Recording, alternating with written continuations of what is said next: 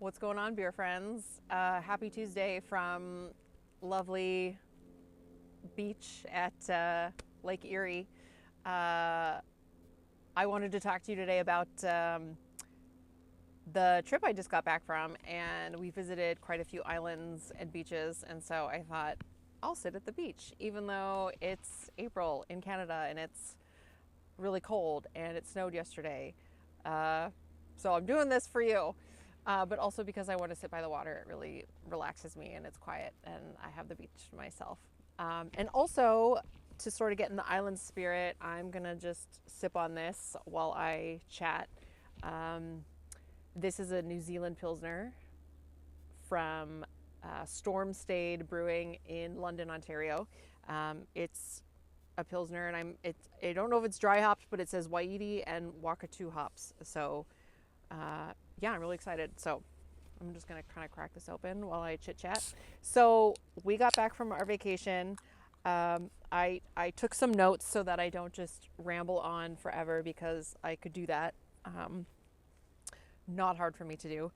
And I thought what I would do was, since I visited, we went to 6 different countries and 3 of them were islands. Is that right? 3 or 4 of them were islands. And so I thought, it'll be easier to just sort of break it down one by one.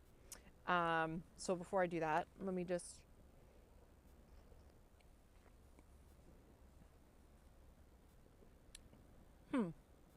I'm not sure what I think about that. I'm going to just keep drinking it and see if it gets any better. Okay.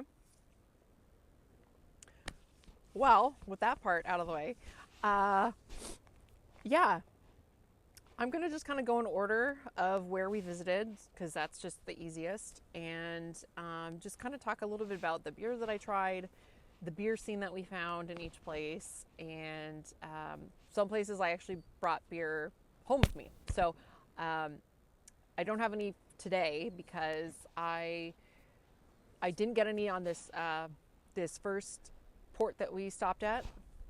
Our first port of call was Oranjestad in Aruba, and typically when you're on a cruise ship, you can get off and buy alcohol or liquor and then bring it back on the ship with you. But I was a little nervous to do that. They'll let you do it, but they usually keep it, and then you pick it up like at the end of the week or whenever you get off the ship. So I was a little nervous to do that, so I didn't buy any beer in the first place that we stopped at. But then the next day I did buy beer and it didn't seem to be a problem. So then I just kept buying beer. So that's why the first place that we stopped, which was Aruba, I didn't buy anything. And honestly, I didn't really find anything that like really wowed me that I wanted to, spend money on and bring back with me. So anyway, yeah, we stopped in Aruba, and if you've never heard of it, or if you've heard of it but you don't know where it is, it's part of a chain called the ABC Islands. So Aruba, Bonaire, and Curacao. And they are in like the southwestern Caribbean. And even though they're considered Caribbean, they're actually really close to Venezuela. They're like 40, 50 miles off the coast of Venezuela. So very close to South America, very close to Central America. Uh, Kind of a unique history. Like they're autonomous, but they're still considered Dutch. So the language there is really interesting. It's called Papiamento or Papiamentu, and it's kind of this mix of like Portuguese and Spanish and Dutch and English and all those things. And pretty much everyone kind of came through there at some point. All of those places plus probably the French, the British, etc. So yeah, like a really unique history, really unique culture. I'd never been there, so I was excited to see it. I did know that it was kind of desert-like, so a lot of times people think Caribbean and they think like, tropical rainforest and lush and like hurricanes and all this stuff. And they do get rain, obviously, but it's not like any of these other tropical islands that you see on TV. So really like very flat, looks like a desert. If you've ever been to like the southwestern U.S., it looks, you know, it reminds me almost of like Arizona, but like full on cactus everywhere. Um, yeah, so it was really interesting. So it was hot, but it was also very dry and arid. So like not a whole lot to look at, not super interesting, I thought. The beaches were beautiful.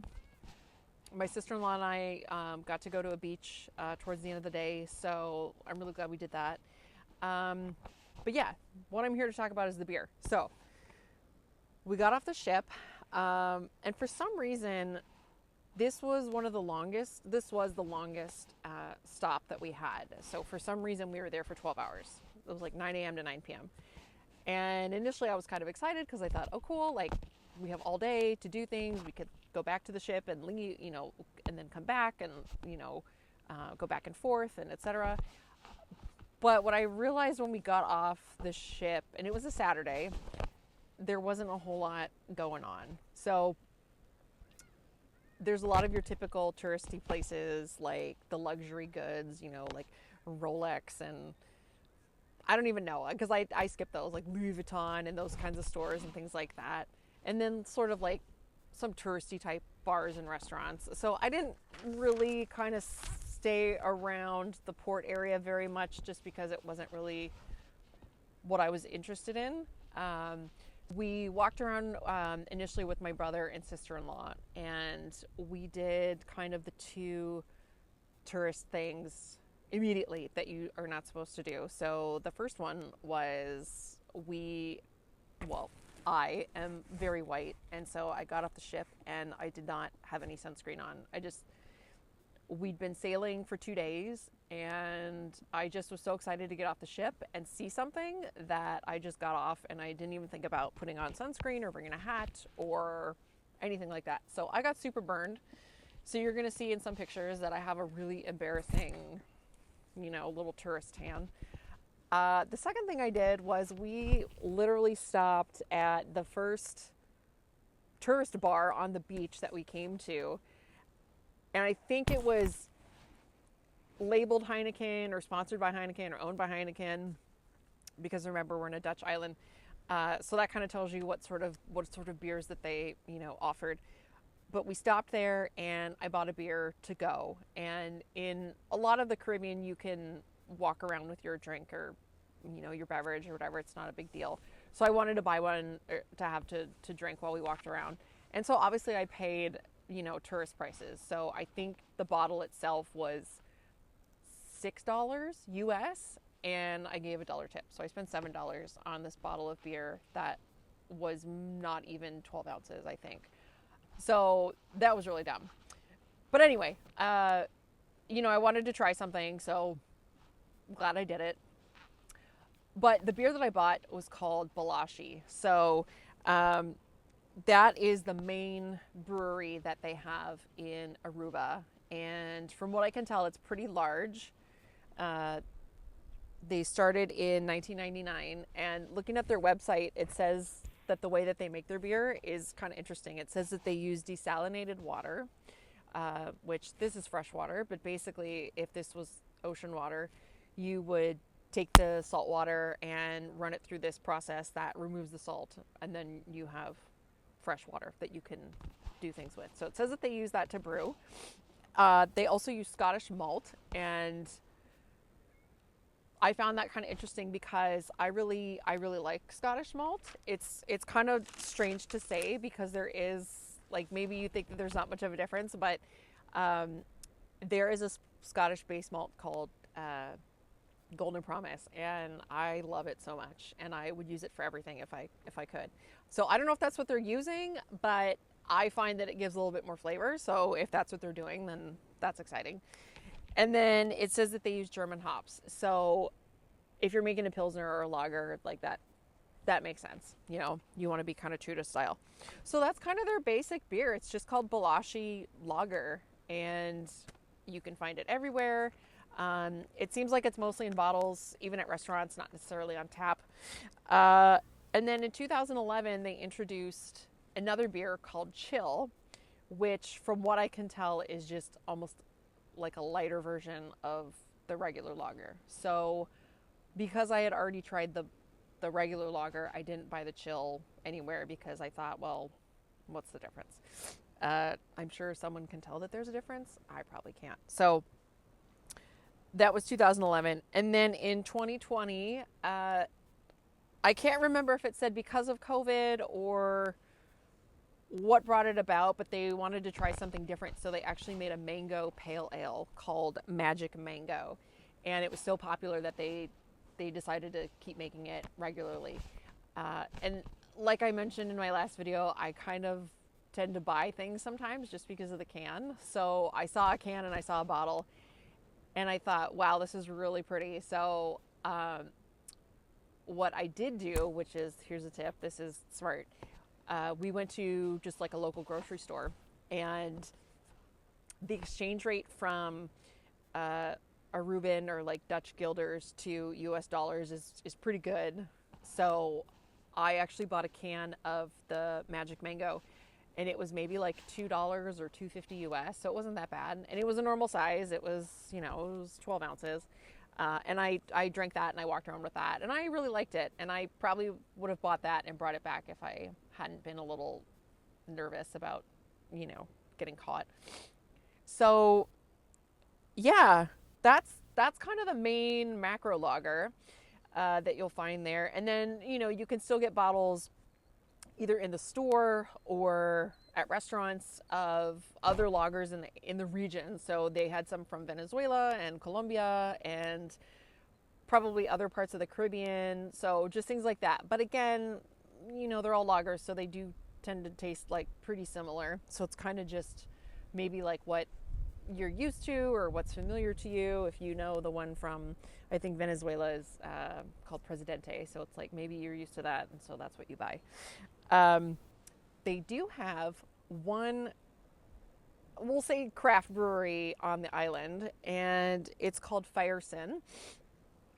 And someone that I had been chatting with beforehand suggested that we go to Fireson. And so, I did a little research before we went on the trip, and it's kind of like a brew pub, like restaurant, and it's in a really touristy area, like where the hotels are, where the golf courses are, things like that. So there's a lot kind of happening. So they have, at any given time, 1 to 3 of their own beers on tap, which didn't sound like a lot to me. And then all the other taps that they have are like the Balashi or the main big, lagers. So the person that I had chatted with said, they make really good hazies. And I thought, well, that's cool because I like hazies. My husband likes hazies. So that'll be really fun. So I found that we could take a bus from downtown, and it would probably only take like maybe 15 minutes to get there, and would cost maybe like $2 per person, like round trip for the bus. So I thought, yeah, let's do this. But then I found out that even though it was a Saturday and even though there was a ship in port, they only opened at 5 p.m. So I never actually made it there because 2 things happened. I went to the beach with my sister-in-law. We actually went to this beach called Arashi Beach, which is at the very northern part of the island and less busy. So I would say if you're ever in Aruba, that's your beach. Go to that beach. But she had to be back on the ship at 6 or by 6 to go to dinner. So we didn't have time to stop at the brewery on the way back. And then I thought, well, I'll get back, she'll go to dinner, and then I'll get my husband to come and we'll leave the ship again and take the bus and whatever. But that didn't happen because by the time you get back on the ship and you're showered and you've eaten dinner and that kind of thing, it's like you don't really want to leave again. So we never made it to Fireson. I'm a little bummed because I'd heard good things about it. So, maybe if there's ever a time in the future that I'm in Aruba, I will go there. But yeah, that's basically all I found there was Balashi and Fireson. And I will say, outside of the restaurant prices, the grocery store prices were pretty good if you were going to buy something to bring home. the selection was decent if you actually found like a liquor store and not just like a bar. So yeah, it was interesting. It was something new. It was something different. As far as the island itself, I don't know that I'd rush back there. It didn't seem like there was a whole lot happening, and it was like not my idea of Caribbean when I think of Caribbean, because I think like again, like more green and beachy and that kind of thing. And it is beachy. Aruba is beachy, but it wasn't that same kind of vibe. So I don't know. So I'm just curious. Have you been to Aruba? Have you been to Firesen? Have you tried Balashi? What do you think? I'd love to hear your opinion. It is really getting breezy out here, so I'm gonna wrap it up because my hands are little finger sickles. Uh, Join me for my next video. I'm going to be talking about our visit to Curacao. So we were in Willemstad and did a lot of kind of interesting things. We did a couple breweries there, um, and I actually got to meet a brewer owner of one of them, and he sat down and did an interview with me. So I don't want you to miss that. So keep your eyes peeled, stay tuned, enjoy your day. I hope wherever you are it's warmer than it is here. And thanks for joining me. Cheers.